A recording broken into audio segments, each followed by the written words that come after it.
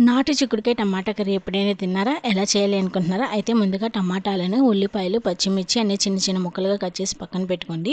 చిక్కుడుకాయలని చాలా జాగ్రత్తగా చూసి పురుగులు లేకుండా చిన్న చిన్న ముక్కలుగా కట్ చేసుకోండి. ఇప్పుడు స్టవ్ మీద ఒక ప్యాన్ పెట్టుకొని ఆయిల్ వేసుకొని ఆయిల్ బాగా హీట్ అయింది అనుకున్నాక జీలకర్ర, వెల్లుల్లిపాయలు వేసుకోండి.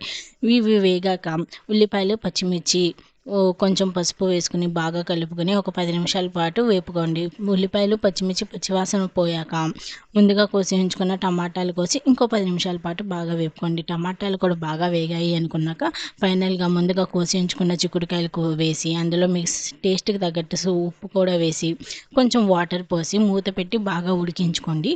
ఫైనల్‌గా ఉడికింది అనుకున్నాక ఒక 10 నిమిషాల పాటు కారం వేసి బాగా తిప్పేసుకొని తీసేస్తే అంతే. ఎంతో టేస్టీగా ఉండే నాటు చిక్కుడుకాయ టమాటా కర్రీ రెడీ.